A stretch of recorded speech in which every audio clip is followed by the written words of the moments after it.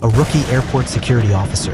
A seasoned canine, a sealed diplomatic crate no one was allowed to touch. But when Rex barked and wouldn't stop, Agent Ethan Ross knew something was wrong. What they uncovered would expose a human trafficking ring hidden beneath layers of forged documents and high-level protection.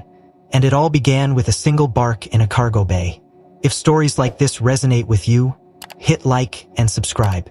It means the world. And tell me, where are you watching from today? Let's see how far this story can reach. The hum of engines outside Terminal 4 at Logan International Airport vibrated faintly through the thick concrete walls of the cargo processing wing. It was just past dawn, the sun casting thin shafts of light through the high windows. Inside, rows of steel rollers gleamed coldly beneath fluorescent lights. Waiting to bear the stream of cargo soon to arrive, Ethan Ross adjusted the stiff collar of his new TSA uniform for the 10th time. The fabric itched, but he welcomed the distraction. First-day nerves prickled under his skin. He glanced down at Rex, the seasoned German shepherd sitting alert by his side. "Big day, buddy," Ethan whispered, though the dog needed no encouragement. Rex's brown eyes locked on him with the steady focus of a veteran. 4 years old, a transfer from the Boston PD's K-9 unit, Rex had a sterling record, never failed a test, never false. Their first shift together, their first assignment. Ethan's radio crackled. Unit 7-2, proceed to Dock C, incoming diplomatic consignment for random scan, handle with discretion. The voice was dry, mechanical. Ethan blinked. Diplomatic cargo? That wasn't normal. His supervisor, Frank Malloy, a grizzled agent with a perpetual coffee stain on his badge, materialized at his side. "You heard dispatch. Keep your head down. This one's touchy, but I thought diplomatic shipments weren't subject to checks?" Ethan ventured. Frank's gaze was hard. "Yeah, well, sometimes orders come from higher up. You're just here to run the K-9. Let's not make this a federal case, rookie." Ethan nodded, a knot tightening in his stomach. Rex rose smoothly and followed him down the narrow corridor to Dock C. The warehouse air smelled of cold metal and exhaust. Forklifts beeped in the distance. Security cameras blinked overhead. A single wooden crate, roughly the size of a small wardrobe, rested at the center of the loading area, surrounded by red diplomatic pouch stickers. Its surface gleamed faintly with fresh varnish. Beside it stood a tall man in an immaculate suit. Miguel Duarte, liaison from the South American consulate. "This is highly irregular." Duarte's shipment has full clearance. "I will note this intrusion." Ethan ignored the provocation. He crouched beside Rex, gave a subtle hand signal. "Work," he whispered. Rex's ears perked. The dog sniffed the floor, then the crate's perimeter, muscles taut beneath his coat. Ethan watched, heartbeat steady, until suddenly Rex stiffened. With a low growl he lunged at the crate, claws scraping wood, barking with sharp, urgent bursts. The sound shattered the sterile quiet of the warehouse. Ethan recoiled, eyes wide. This wasn't a controlled alert. This was raw, primal. Armed. He commanded, "Rex, heel," but the dog refused.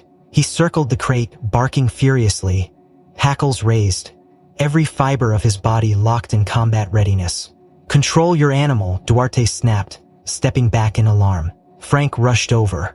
"What the hell is he doing? I don't know," Ethan stammered. "He's never done this before." Frank swore under his breath. He grabbed Ethan's arm, hard. "You need to stop this, now." "But he's reacting for a reason," Ethan protested. His voice was low but urgent. "Something's wrong." More staff began to gather at the edges of the loading area. A supervisor's voice barked from across the floor. "Stand down. That crate is sealed under diplomatic immunity." Ethan called Rex again. Reluctantly, the dog retreated to his side, still trembling, issuing low growls. Ethan knelt, ran a calming hand along the dog's flank, heart pounding. Never false alarm. Never. Something inside that crate didn't belong. Frank leaned close, voice a low growl. "You didn't see anything. You didn't hear anything. I don't care what that damn dog thinks. This goes no further." Ethan stared at him. "But protocol, screw protocol," Frank hissed. "There are shipments you touch and shipments you don't. You'll learn that if you want to last here." Duarte was already on his phone, muttering furiously in Spanish.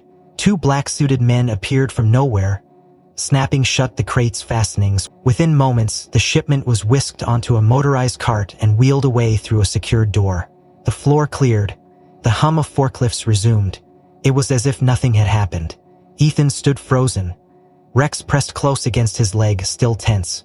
"Frank," Ethan said quietly, "we should report this. Something's not right." The older man lit a cigarette with a trembling hand. "Word of advice, rookie," he said flatly.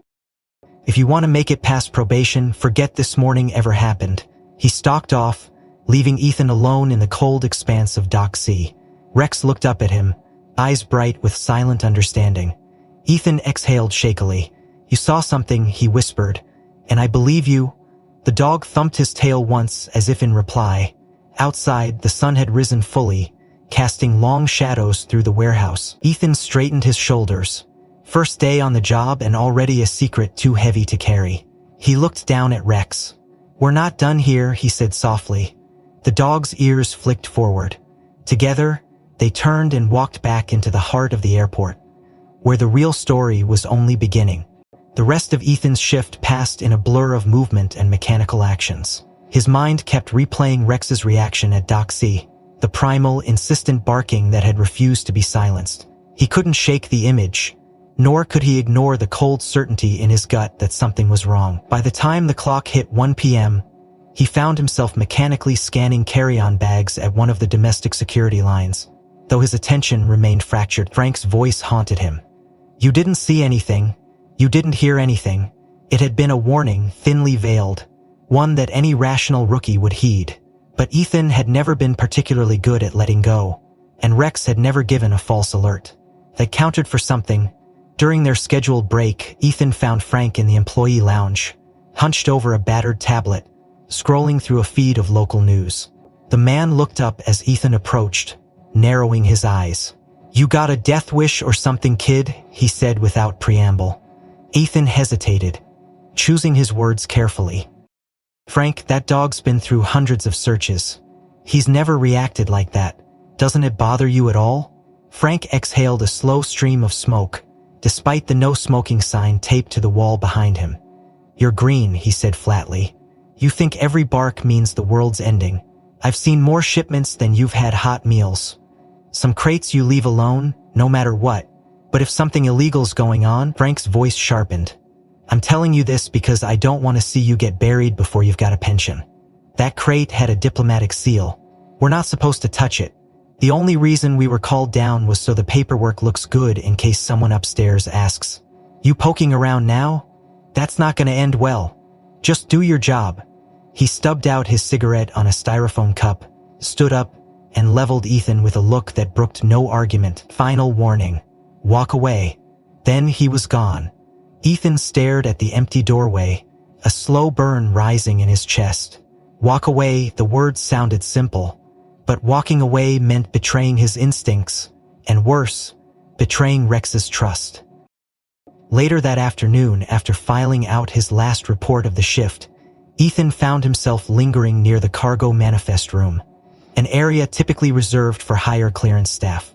A laminated sign read, "Personnel only," but at that hour the corridor was empty. He glanced both ways, pulse quickening, then swiped his access badge. The door clicked open. Inside, rows of filing cabinets and a single workspace dominated the small space. Monitors displayed tracking data and inventory logs. Ethan logged in under the pretense of updating his canine training reports, then quickly accessed the digital manifest for that morning's South American consignment. There it was, Consulate Document Transfer Priority Handling. Beneath the summary, a manifest ID linked to scanned documents attached to the shipment record. Ethan opened them, fingers trembling slightly. At first glance, they looked legitimate. Standard export certificates, shipping invoices, all stamped and notarized. But something nagged at him. He enlarged one of the customs forms and frowned. The notary seal showed minor pixelation inconsistent with genuine stamps, and the signature font looked too perfect. He cross-referenced it with an official sample stored in the TSA's template archive. It didn't match, the alignment was off by millimeters. On a hunch, Ethan pulled up another document, this time a waybill listing the crate's weight and contents. The declared weight was substantially lower than what Ethan remembered seeing on the cargo screen at Dock C. 6 kilos of difference, impossible for simple paper files. His heart hammered now. He opened the embedded PDF manifest. The file history metadata showed it had been last modified the previous night, not by the consulate's logistics officer, but by an account belonging to a private freight broker contracted for ground handling. That wasn't standard practice.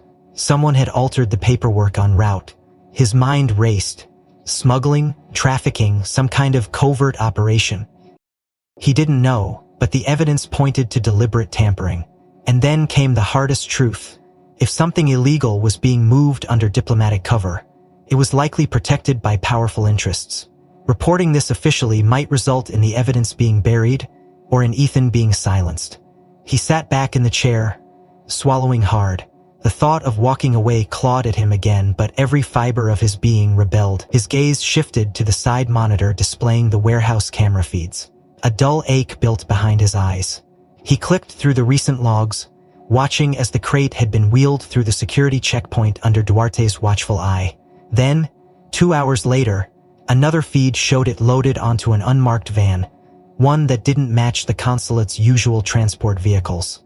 The timestamp confirmed it. The shipment had left the airport earlier than scheduled, bypassing secondary customs review. Someone had cleared it through a back channel. Ethan's stomach churned. The digital paper trail was fragile, and if Frank was right, someone would erase it soon. He needed something physical, something irrefutable. His eyes landed on a small multi-junction scanner in the corner of the room. Quickly, he printed hard copies of the key-altered documents, along with time-stamped screenshots of the camera footage. He stuffed the pages into a plain manila envelope, tucking it deep inside his bag. Then he logged out, wiped his access traces, and quietly slipped back into the corridor. The terminal buzzed with its usual hum, oblivious to the quiet storm building inside Ethan's mind. Rex was waiting for him at the K9 unit kennel, tail wagging softly. Ethan crouched, running a hand over the dog's head. "You were right, boy," he murmured. "There's something bad here." But knowing was one thing, acting on it was another. He stood, glancing at the busy flow of uniformed staff, passengers, and plainclothes agents. Somewhere in that sea of faces, someone was already moving to cover their tracks. He had a choice to make, and not much time to make it. The next morning, Ethan arrived at the airport before sunrise. He barely slept, mind racing through the images he'd uncovered the night before. The forged documents, the weight discrepancy, the unregistered van. Every detail reinforced the certainty that something dangerous had moved through the airport. And yet, when his shift started, the day seemed patented through security, with the same mix of impatience and distraction. Cargo handlers laughed and swore in the loading bays. Supervisors sipped coffee, eyes glazed from too many back-to-back shifts. But beneath the surface, Ethan sensed a quiet tension, as if the airport itself held its breath. He and Rex were assigned to random screening duties in the cargo wing again. Ethan had requested the post specifically, hoping to observe anything out of place. Frank hadn't spoken to him since the prior afternoon. The man's cold silence spoke volumes. Ethan didn't care. He had made up his mind. He wouldn't walk away. Rex trotted at his side, focused as always, tail held low, nose twitching as they moved through the bays. Near Dock C, Ethan paused, scanning the room. Most of the faces were unfamiliar, just tired workers going through the motions. Then, one figure caught his attention, a stocky man with close-cropped hair, faded prison tattoos peeking from beneath the sleeves of a security vest. He stood near the main conveyor, clipboard in hand, speaking quietly to a forklift operator. Ethan's pulse quickened. He recognized the man from the video footage, one of the handlers present when the diplomatic crate had been wheeled through the bay. Rex stiffened beside him. Without warning, the dog let out a low growl, body tensed. Ethan gripped the leash instinctively, watching. Rex's gaze locked on the man, ears pinned, nose working furiously. The reaction was almost identical to the one at the crate, pure visceral alert. The man glanced over, met Ethan's stare, and quickly turned away, moving toward the loading dock. Ethan frowned. Rex rarely reacted like this to individuals, unless something truly dangerous triggered him. "Good boy," Ethan murmured. Keeping his voice calm, he made a note of the handler's badge ID, M. Alvarez. The name meant nothing yet, but Ethan had learned to trust Rex's instincts. Later, during his meal break, Ethan bypassed the crowded cafeteria and slipped into a quiet corner of the administrative offices. Using the same login as before, he accessed the airport's internal employee database. A few keystrokes brought up the personnel file. Miguel Alvarez, ground operations subcontract. On paper, a model worker, 3 years of solid performance reviews, all background checks clear. But Ethan dug deeper, cross-referencing external databases. It took several minutes and a few circumventions of firewall protocols he wasn't technically authorized to breach. Then he found it.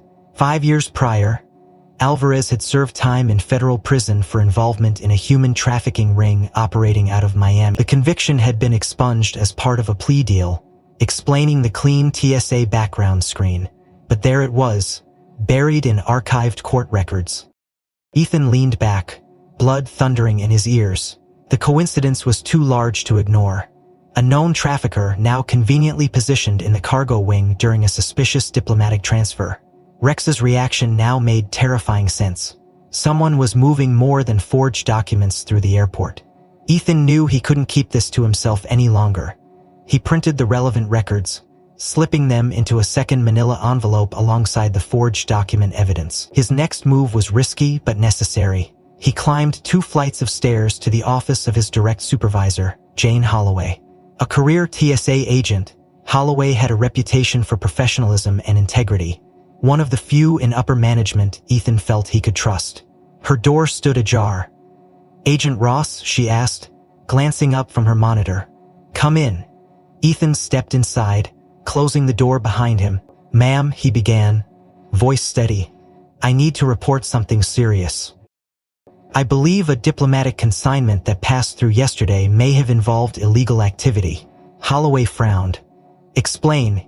Ethan laid the envelope on her desk, quickly outlining what he'd discovered. Rex's alerts, the forged paperwork, the unregistered van, and Alvarez's criminal background. Holloway listened in silence, her expression unreadable. When he finished, she picked up the envelope, flipping through the pages. Several long seconds passed. Finally, she set them down and folded her hands. "Agent Ross, I appreciate your diligence," she said carefully. "But you must understand, this entire line of inquiry is highly irregular. Diplomatic cargo is not subject to standard screening per international law. By initiating an independent investigation, you've technically violated protocol." Ethan's heart sank. "Ma'am, with respect, the evidence speaks for itself. Something illegal is happening under diplomatic cover. If we close our eyes to it, more lives could be at risk." Holloway sighed. "I'm not saying you're wrong, but this is above our pay grade. If you escalate this without going through the proper channels, you could jeopardize your career and any chance of a successful investigation." "So what do we do?" Ethan pressed. "We document what we have and transfer it to the Office of Diplomatic Security. They're the only ones authorized to pursue this. In the meantime," she hesitated, "I am instructing you to stand down on further inquiry. Consider this case closed on our end. Officially, no breach occurred." Ethan stared at her, disbelief warring with frustration. "Ma'am, with all due respect, that's an order, Agent Ross." Her tone brooked no argument. "You've done your duty by reporting it, now leave it to the proper authorities." Ethan rose slowly, fists clenched. "Understood," he said tightly. As he left the office, his mind churned. "Stand down, case closed." The words echoed in his ears, hollow and false. He glanced at Rex, waiting faithfully in the hallway. The dog's gaze met his unweanering. Ethan exhaled. He had followed the chain of command, but something inside him refused to let this go. There were still too many unanswered questions, and if no one else would find the truth, he would. By the time Ethan left Holloway's office, a low, simmering resolve had taken hold of him. He had done what protocol required. He had taken the evidence up the chain. Now that chain had snapped, and the case was declared closed. But Ethan couldn't silence the instincts burning in his gut or ignore the clear warnings Rex had given. The airport bustled with its usual midday flow, but everything felt different now, tainted by the knowledge that someone had slipped through the cracks. He walked briskly back to the K9 unit locker room, needing a moment to clear his head and review his next move. As he pushed open the door, a voice stopped him mid-stride. Agent Ross? He turned. It was Hannah Green, a junior janitorial staffer assigned to the cargo wing. Her usual sunny expression was absent. Instead, her face was pale, her brows knitted in worry. Ethan nodded. Of course. She glanced around, voice dropping. I know I'm not supposed to bring this kind of thing up, but, well, you're the only one I trust here after what I saw yesterday. Ethan felt a surge of tension coil inside him. Go on. Hannah swallowed. I was cleaning in Bay F late this morning when another shipment from that same South American flight came in. I was working by the storage racks near Container Stack 4 when I heard this sound. She hesitated. What kind of sound? Ethan asked gently. Hannah bit her lip. It sounded like a baby crying, or maybe a small child. Just faint but definitely human. I waited for a second, thought maybe I was imagining it, but then I heard it again, soft, like someone trying not to be heard. The hairs on the back of Ethan's neck rose. Where exactly? Near a container marked for Global Sure Freight, she said. I asked one of the handlers about it, but he told me it was probably air leaks or equipment noise. Still, it didn't feel right. I figured maybe you'd want to know. Ethan gave her a reassuring nod, heart pounding. You did the right thing, thank you, Hannah. Without wasting another second, he headed for the K9 kennels. Rex greeted him with a sharp bark, tail wagging once. Come on, boy, Ethan whispered. We've got work to do. Minutes later, they moved swiftly toward Bay F, the cargo wing's auxiliary storage area. The air was colder here, the lights dimmer. Most of the area was automated, with minimal staff present. Ethan's mind ran through the possibilities. If what Hannah heard was real, then someone, had been hidden inside a shipment bypassing normal screening. The same flight as the diplomatic crate. It couldn't be coincidence. They entered the bay. Container stacks towered overhead. Metal behemoths lined in precision rows. Ethan scanned for the Global Sure Freight logo, clean blue and white markings, highly regarded in the international shipping world. He spotted it halfway down the second row. A steel container about 7 feet high, its surface unmarred except for official shipping seals and a digital lock panel. Ethan approached cautiously, Rex at his side. Search, he commanded softly. Rex's nose went to work instantly, tracing the base of the container, then moving up its sides with practiced efficiency. At first, nothing unusual. Then, near the lower left corner, Rex froze. His body stiffened, hackles raised, and with a sudden, sharp bark, he began pawing frantically at the metal. Ethan's pulse skyrocketed. He'd seen this reaction before, once during a human trafficking case simulation in training. Rex was signaling the presence of a live human. Good boy, easy, Ethan murmured, glancing around. The bay remained empty for now. He knelt beside Rex, pressing an ear to the container wall. For a moment, only silence. Then, a faint, muffled whimper. High-pitched human, a child. Ethan jerked back, adrenaline surging. His gaze swept the seals, official TSA-cleared tags, pristine and unbroken. The lock panel showed the container registered for next-day ground transport to an off-site bonded warehouse. No red flags in the manifest. On paper, this container was as legitimate as they came. Ethan's mind raced. Holloway's warning echoed in his head. Stand down. But he wouldn't, ignore what he had just heard. He pulled out his phone, snapping photos of the container, its seal numbers, the lock panel. Then he keyed his radio. Control, this is Agent Ross in Bay F. I need an immediate supervisor response, possible code blue, live human alert in secured container. The line crackled, then a curt reply. Copy, Agent Ross, stand by. Ethan swallowed hard. Rex remained alert, ears pinned forward, every muscle quivering with tension. Ethan knew that in moments, others would arrive, most likely including the same forces that had suppressed his earlier report. He braced himself for what came next. The seconds after Ethan's call to control stretched long and taut, each heartbeat thudding louder in his ears as he crouched beside the container. Rex remained frozen in his alert stance, muscles tight, eyes never leaving the steel wall that now seemed to hum with the faintest sounds of life within. Ethan pressed his ear to the metal again and caught another soft sob, distant and muffled. It was no hallucination. Someone, likely a child, was trapped inside. The weight of what he was hearing left no room for hesitation. He reached for his multi-tool, ready to bypass the digital lock if necessary, when the heavy footfalls of approaching agents echoed through the bay. 3 figures emerged from the far end, all moving with the brisk, purposeful gait of people accustomed to command.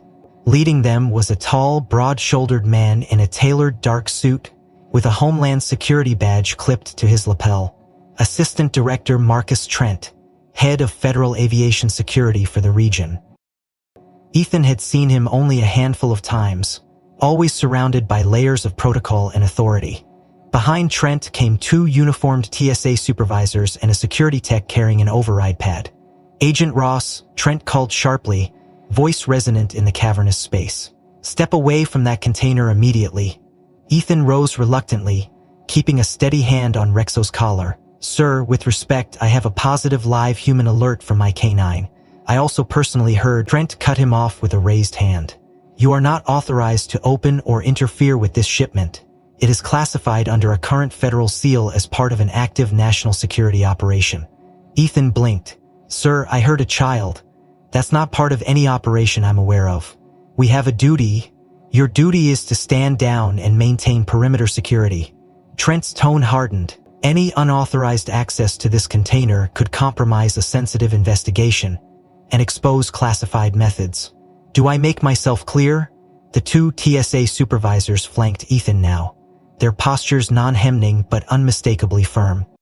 Ethan's mind raced. If this were truly part of a legitimate operation, why wasn't anyone checking on the welfare of whoever was inside?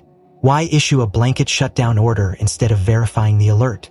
He glanced at Rex, whose body remained tense with a low growl simmering in his throat. Every instinct in Ethan screamed that something was wrong. Sir, he tried again. Why, Agent Ross, I am invoking immediate authority under the Aviation Security Act. Trent said coldly. You will withdraw or you will face suspension for insubordination. Your K9 will be removed from active duty pending review. The words hit like a punch to the gut. Ethan swallowed. Chaotic. He wasn't naive.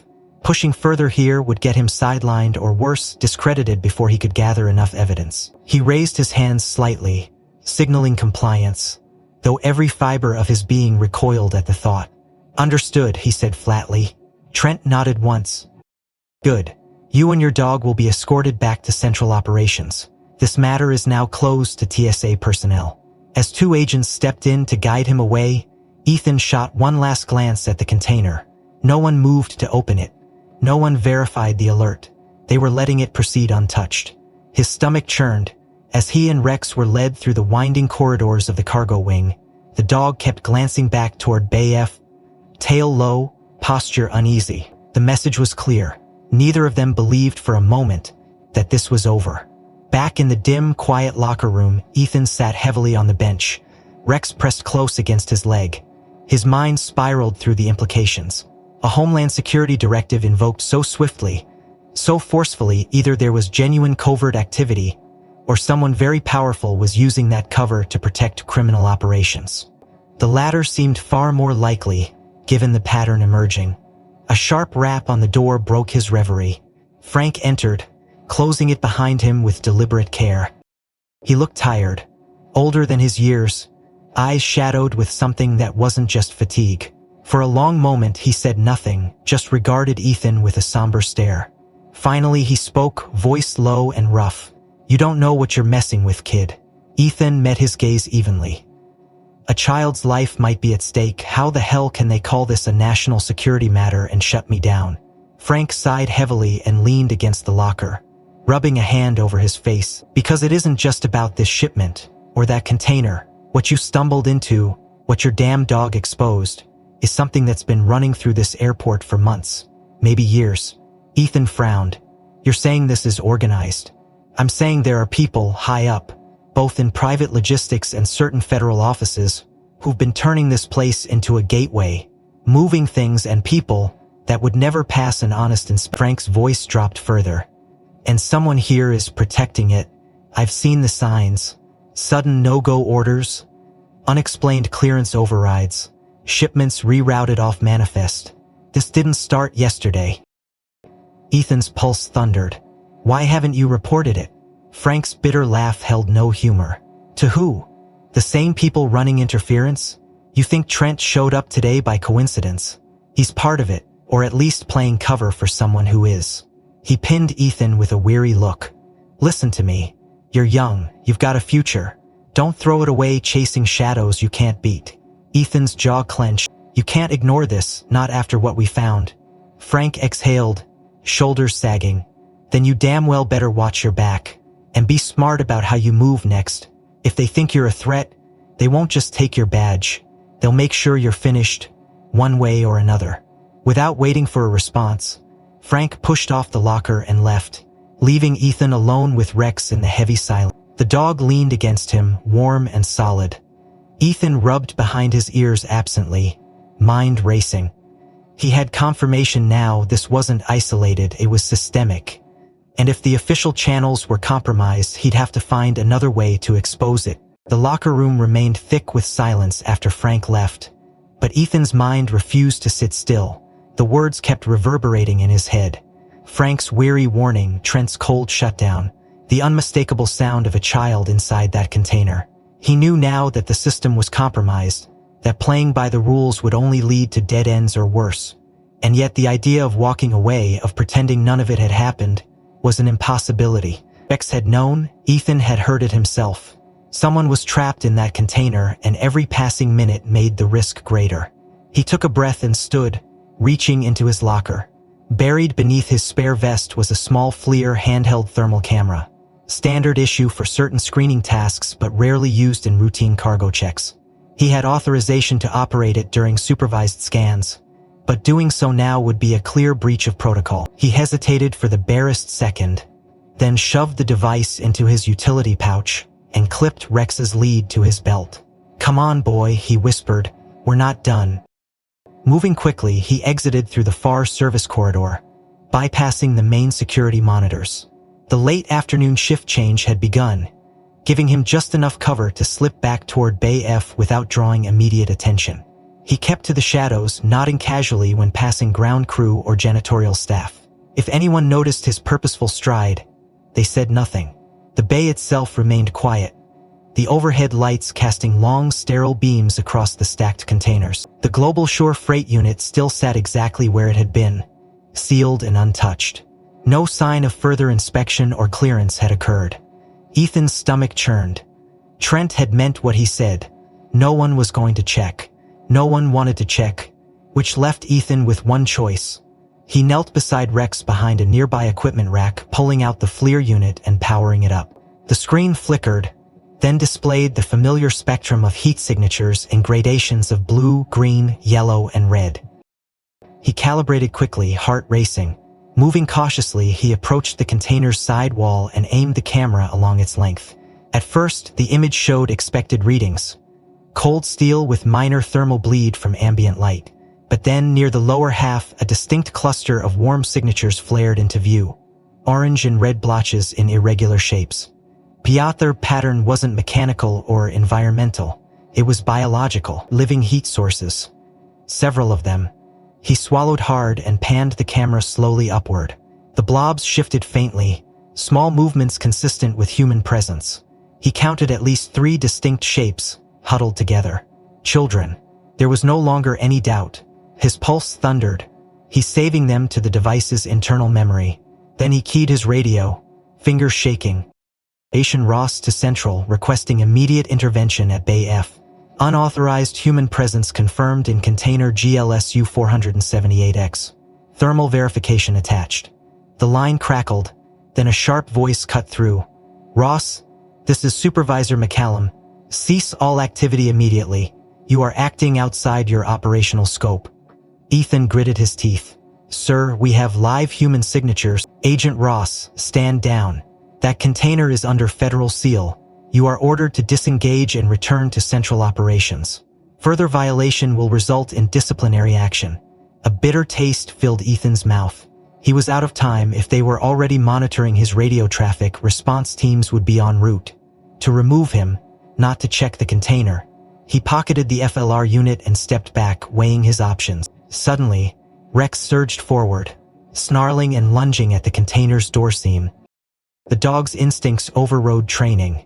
He clawed and bit at the metal with furious energy, barking in rapid succession.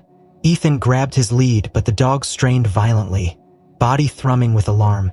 "Easy, Rex," Ethan hissed, trying to pull him back.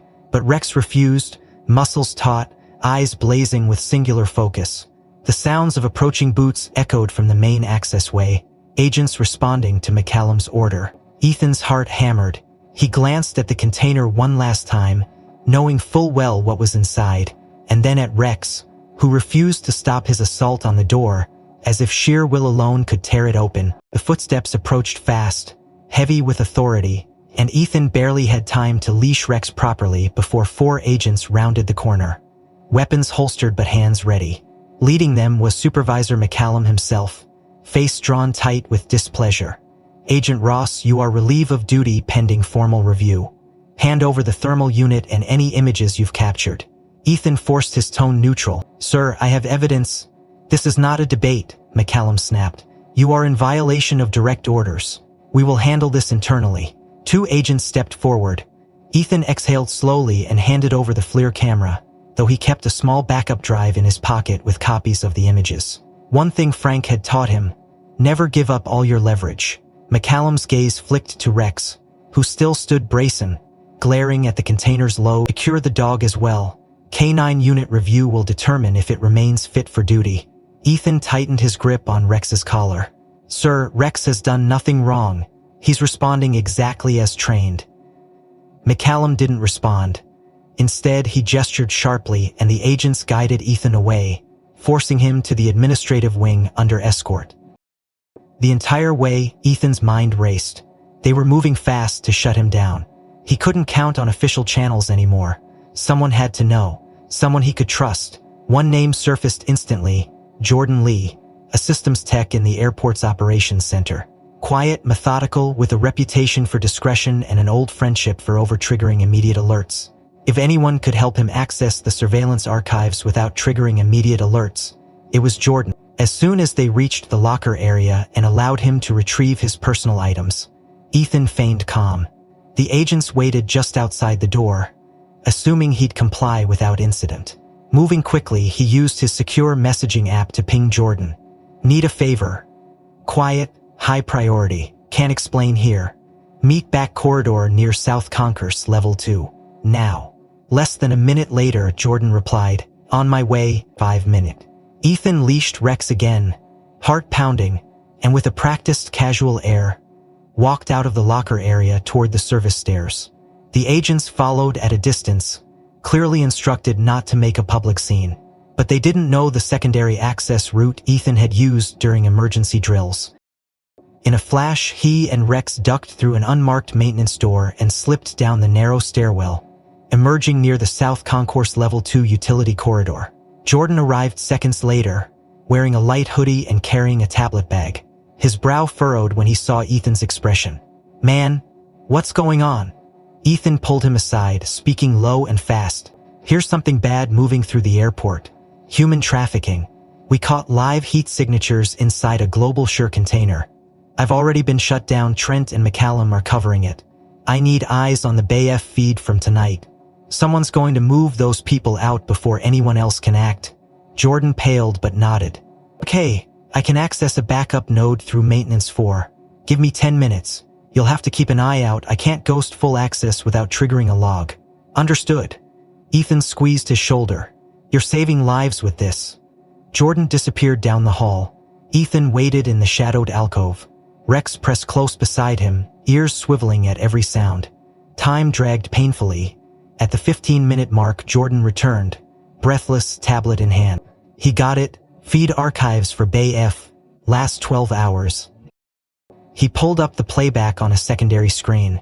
Together, they watched in tense silence as the container remained untouched through the early evening hours. Then, at 2:47 a.m., movement.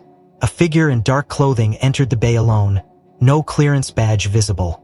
The person moved directly to the container and, with practiced ease, bypassed the digital lock using an external device.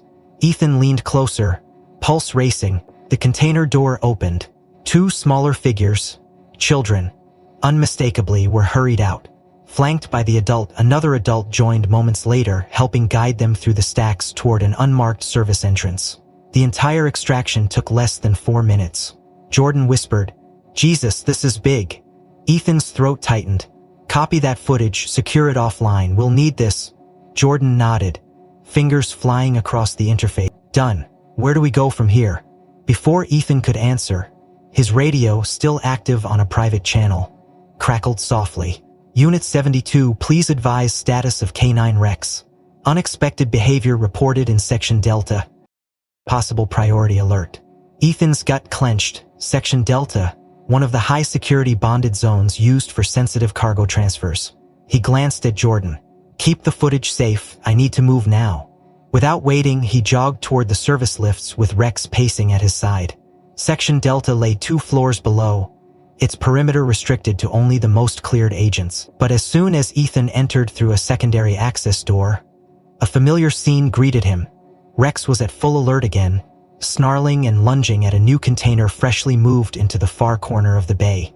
The handlers nearby looked uneasy, one already reaching for a comms unit. Ethan approached swiftly. "Call it off," one supervisor barked. "That secured cargo cleared for diplomatic transport." But Rex wouldn't stop. His barks echoed sharp and insistent, hackles bristling. The same intense drive he'd shown at Bay F now repeated here, undeniable and impossible to ignore. Ethan's heart pounded. Different shipments, same pattern. Someone was running this operation through multiple cover points. And Rex had locked onto another piece of it. The echoes of Rex's frantic barks still rang in Ethan's ears as he wrestled the dog back from the container in Section Delta. Around him, agents converged, radio chatter sparking urgent requests for supervisory intervention. Ethan locked eyes with the lead supervisor, reading the tension and fear beneath the man's forced authority.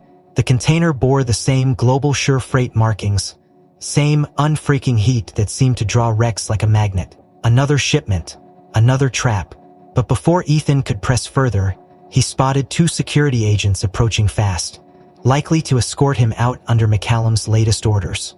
With a grim glance at Rex, he leashed the dog and allowed himself to be guided out of the bay, careful not to betray the burning frustration roiling beneath his forced calm. He needed a new angle, one they couldn't shut down so easily. By the time they reached the administrative wing again, his mind was already racing. If this network was as deep as it seemed, there had to be others who knew, or at least suspected. And if official channels were compromised, perhaps someone outside the system had been watching. The answer came faster than he expected. As he entered the empty break room, phone buzzing softly in his pocket, Ethan pulled it free to find an encrypted message from an unknown sender. The header read simply, "For your eyes only. You are..." He hesitated for a fraction of a second, then opened it. The text inside chilled him. "You're closer than you realize. We've been tracking global sure shipments tied to human trafficking through this corridor for over 6 months.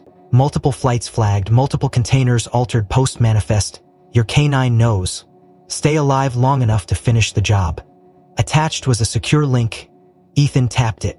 A series of documents, images, and manifest scans loaded. A crude but damning dossier compiled by someone with access to investigative resources.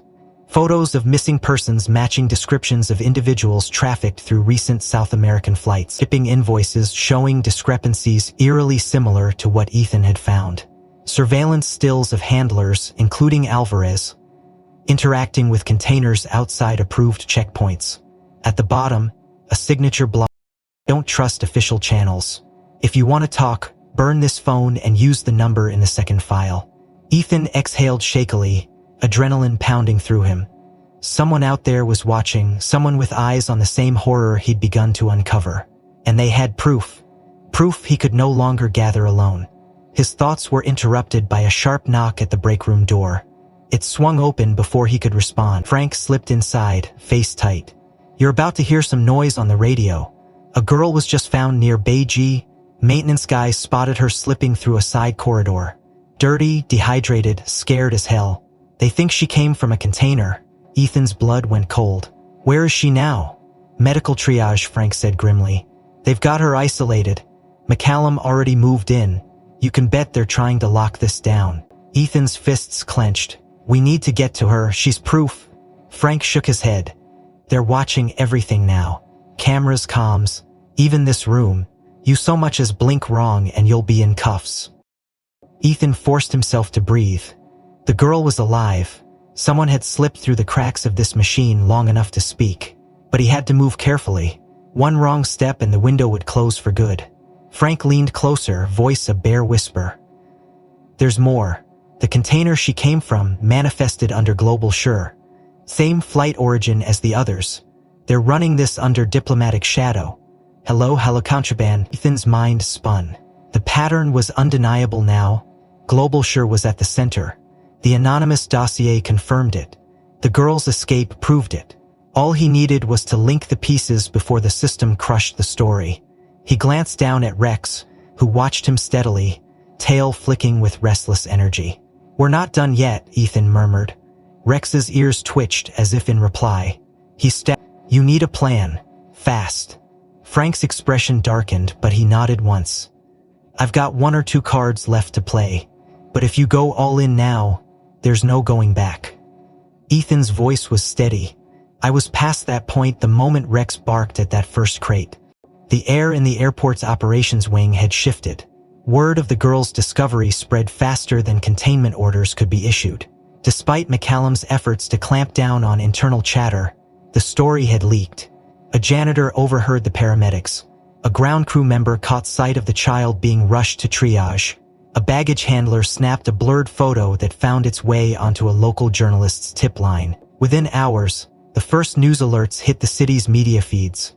Unidentified minor found inside airport cargo area, possible human trafficking case under investigation. The headline ignited a wildfire. National outlets picked up the thread, linking it to recent reports of missing children from Central and South America.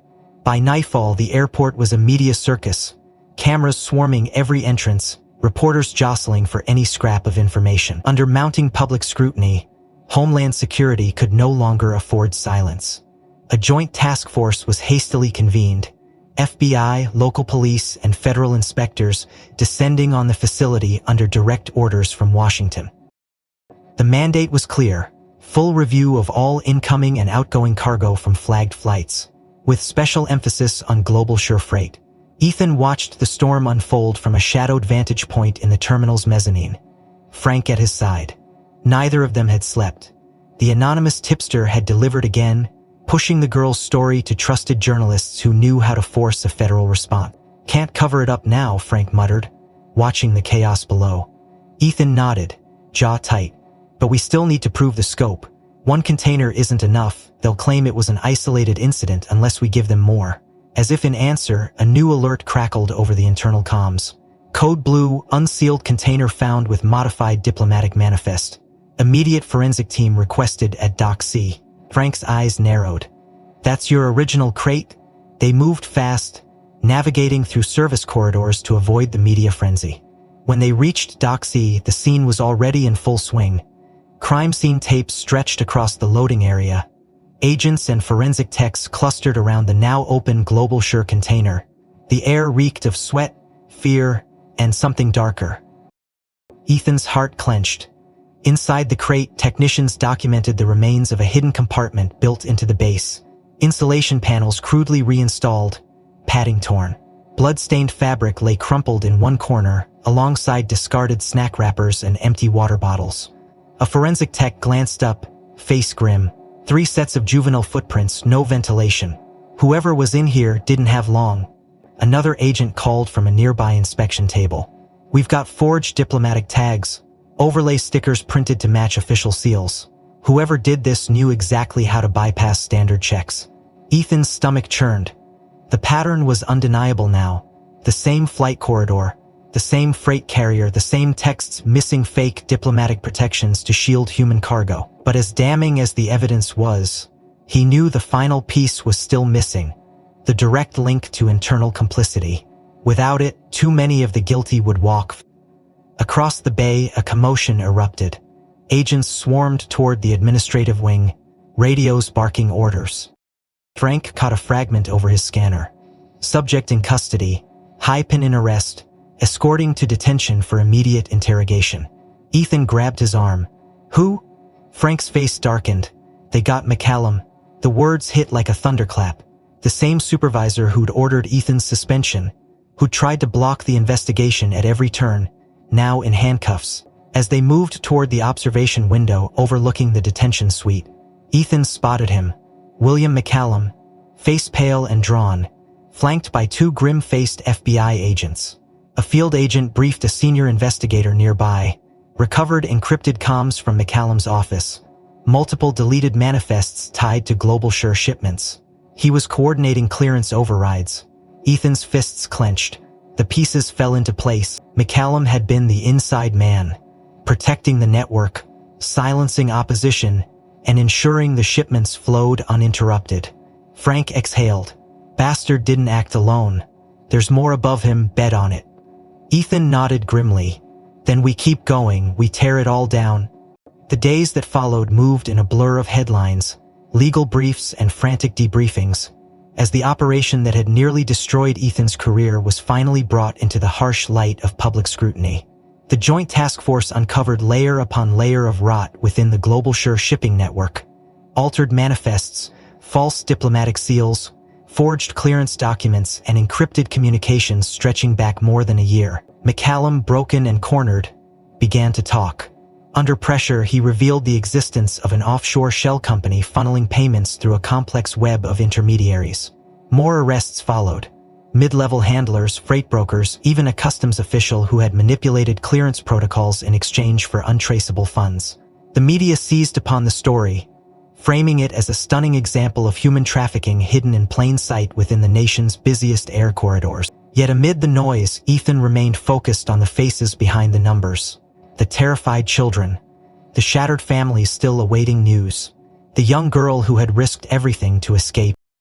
Her identity remained protected by authorities, but whispers circulated that she was one of 3 siblings abducted from a village outside Tegucigalpa, their disappearance long suspected to be linked to international trafficking syndicates. The airport became a different place in the wake of the revelations. Security protocols were overhauled, leadership shaken to its core, and for Ethan, suspended no longer meant defeated. In a rare public acknowledgement, the TSA formally rescinded the disciplinary action against him, citing his extraordinary courage and commitment to the mission of protecting the vulnerable. More surprising still, an invitation arrived on his desk, a formal commendation ceremony organized jointly by federal authorities and the Department of Homeland Security. The notice was brief, the language dry, but the subtext was clear. The agency wanted a face to pair with its redemption arc. Ethan hesitated at first, wary of being paraded for optics. But one line changed his mind. Recognition will be extended to K9 Rex for exemplary service above and beyond duty. That settled it. Rex had led him through the darkness when everyone else turned away. The dog deserved the moment. On the morning of the ceremony, the airport's main atrium was transformed into a rare scene. Press cameras lining the edges, federal banners draped behind a temporary podium, uniformed officers standing in rows. Ethan arrived in full dress, Rex at his side, the German Shepherd's coat gleaming under the bright lights. Frank met him near the staging area, clapping a weathered hand on his shoulder. "Hell of a fight you picked," he said gruffly, "and a hell of a partner you've got." Ethan smiled faintly. Couldn't have done it without him. The ceremony began with the usual formalities. Speeches from dignitaries, careful language about lessons learned, and renewed commitment to security. But the mood shifted when the speaker at the podium finally called their names. For unwavering dedication in the face of unprecedented challenge, the announcer intoned, and for actions that directly led to the disruption of an international human trafficking operation, we recognize Transportation Security Agent Ethan Ross and K9 Officer Rex. Applause swelled through the atrium as Ethan walked to the front, Rex pacing proudly at his side. Cameras flashed. For a moment, all the doubts and battles fell away, replaced by a simple truth. They had made a difference. Yet even as Ethan accepted the commendation, his gaze swept the crowd, searching not for officials but for one small figure he knew would be watching. Near the front row, seated beside a DHS child advocate, was the girl. She wore a simple blue dress, her hair neatly braided, her expression wary yet resolute. As Ethan and Rex descended from the stage, Her eyes lit with sudden recognition. She tugged urgently at the advocate's sleeve, speaking rapidly in soft Spanish. The advocate leaned down, listened, then smiled and nodded. Moments later, the girl approached hesitantly, the crowd parting around her. She stopped a few feet from Rex, gaze wide and awestruck. "Este es el perro?" The advocate translated softly for Ethan. "She says, this is the dog, the one who found me." Ethan knelt beside Rex, voice gentle. "That's right, he knew you were there." With trembling fingers, the girl reached out. Rex, sensing the moment, lowered his head, tail wagging slowly. She pressed her small hands against his fur, tears glistening in her eyes. "Gracious," she whispered. Ethan swallowed hard, the weight of the journey settling deep in his chest. This was why they fought. To break the chain, to bring them home. The crowd watched in reverent silence, cameras forgotten. Later, as the hall emptied and officials dispersed, Frank found Ethan by the observation window. "You know it's not over," he said quietly. "McCallum was small fry. The real players are still out there." Ethan nodded, gaze distant. "I know, but we'll find them one link at a time." Behind him, Rex stood vigilant, eyes bright, ready for whatever came next. If this story moved you even a little, I'd love for you to leave a like. It tells me these voices matter, and if you want to hear more stories like this, or follow what happens next, consider subscribing. Which part of the story hit you the hardest? Was it Rex's unwavering instinct, Ethan's impossible choice, the little girl's final words? And where in the world are you watching this from? Drop your city in the comments. I'd love to know how far this story has reached.